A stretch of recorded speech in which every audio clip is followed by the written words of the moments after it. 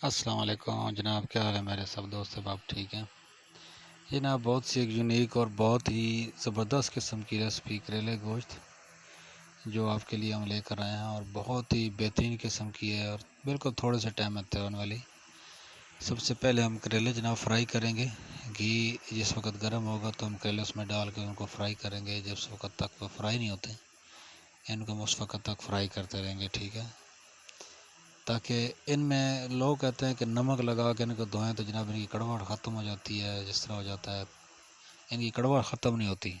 ان کو جس طریقے کے ساتھ آپ پیاز براؤن کرتے ہیں نا، اسی کے ساتھ ان کو آپ نے براؤن کریں۔ دیکھیں ابھی ان کی شکل جو ہے ایسا چینج ہو رہی ہے۔ جو ہی یہ مطلب اس حالت میں پہنچ جائیں گے، ابھی ہم نے ان کو نکال لینا ہے، چھنی سے ہم ان کو نکال لیں گے، ٹھیک ہے؟ ابھی ان کی حالت ان کی بالکل اس کیفیت میں دیکھیں نا، براؤن ہو چکے ہیں تقریباً جو۔ ابھی ہم ان کو چھنی سے نکال لیں گے، گھی بالکل نکال لیں گے سارا اس کے اندر سے، جتنے بھی مطلب کریلے ہیں ان کے اندر سے نا ہم گھی نکال لیں گے، ٹھیک ہے؟ اور یہ ذہن میں رکھیے کہ اتنا کوکنگ آئل ڈالیے جس میں یہ آرام سے فرائی بھی ہو جائے، اور اسی کوکنگ آئل میں اسی گھی میں یہ سالن بھی تیار ہو جائے۔ یہ جو ہمارے پاس کوکنگ آئل جو گھی بچا تھا، ہم نے چاپ کیے ہوئے پیاز اس میں ہم نے ڈال دیے، ٹھیک ہے؟ ابھی ہم نے پیاز کو اسی کوکنگ آئل میں ہم نے ان کو براؤن کرنا ہے، ٹھیک ہے؟ یہ سب براؤن ہو گئے تو یہ بالکل کوکنگ آئل یہ گھی اس کو سارا نکل آئے گا۔ یہ دیکھیں یہ براؤن ہو رہے ہیں، یہ ہم نے براؤن ہو کر نکالے ہیں۔ یہ اس کا جناب دوسرے مسالے ٹماٹو وغیرہ سارے پڑے ہیں ساتھ۔ تو ابھی دیکھیں یہ ایسا سا براؤن ہو رہے ہیں، پھر پیاز کی شکل چینج ہوگی۔ ابھی ہم نے اس میں نا یہ چھوٹے چھوٹے سلائس کی شکل میں ہم نے سلائس کی شکل میں گوشت کاٹا ہے نا، بالکل ہے کیوب کی شکل میں، تو ہم نے اس کو ان پیازوں میں ابھی ہم نے فرائی کرنا ہے۔ ابھی اس کا جناب بالکل گوشت الحمدللہ بہت بہترین طریقے کے ساتھ فرائی ہو چکا ہے۔ یہ گوشت اپنی رنگت چینج کر چکا ہے۔ اصل میں پیاز میں اس کو فرائی کرنے کا مقصد یہ ہوتا ہے کہ اس کے جتنا بھی ذائقہ ہو نا، اس کی اسمیل ہوتی ہے گوشت کی، وہ ختم ہو جاتی ہے، ٹھیک ہے؟ ابھی فرائی ہو گئے ہیں تو ابھی میں نے سنے ادرک اور لہسن کا اس میں ہم پیسٹ ایڈ کریں گے، ٹھیک ہے؟ تاکہ جو مزید اس میں کسی قسم کی گنجائش رہتی ہے نا کہ کہیں کہ کچے گوشت کی اسمیل آ رہی ہوتی ہے، تو وہ ساری انشاءاللہ اس میں سے ختم ہو جائے گی۔ بہت میرے ویورز کی اور دوستوں کی کمپلین تھی کہ جناب ہم بناتے ہیں تو اس میں سے کچی اسمیل نہیں جاتی، تو آپ اس کو اس طریقے کے ساتھ کریں۔ ابھی ہم اس میں فرائی کرنے کے بعد اس میں بھی 2 چمچ ہم اس میں دہی کے ایڈ کریں گے، ٹھیک ہے؟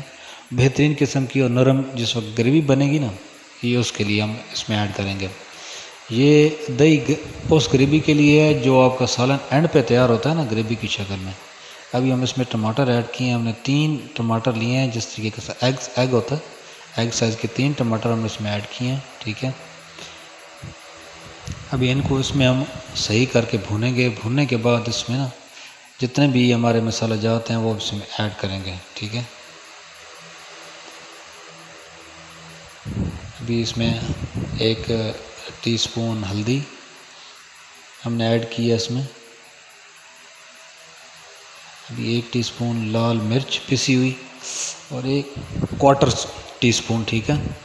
یعنی آپ اپنے حساب سے مرچ ڈالیں جتنی آپ کھاتے ہیں۔ یہ 1 دھنیا کی 1 ٹی سپون پسا ہوا۔ ابھی ہم نے اس میں 1 گلاس پانی کا ڈال کے، اور بہترین چیز ابھی جو آپ کو بتا رہے ہیں یہ آپ نے آج تک اس میں نہیں ڈالی ہوگی، ٹھیک ہے؟ اس میں چھوٹے چھوٹے کیوبز کی شکل میں آپ نے آلو کاٹ کے ڈالنا ہے اس میں، ٹھیک ہے؟ آلو جس وقت یہ کاٹیں گے، مسالہ جس وقت یہ پانی اس میں سے خشک ہو جائے گا، تو پھر اس میں ہم نے اس میں کریلے ایڈ کر دینے ہیں، ٹھیک ہے؟ کریلے ایڈ کرنے کے بعد ان کو آپس میں صحیح کر کے ہم مکس کریں گے تاکہ یہ آپس میں ایک بالکل جذب ہو جائے سارے مسالہ تمام آئٹمز میں نا۔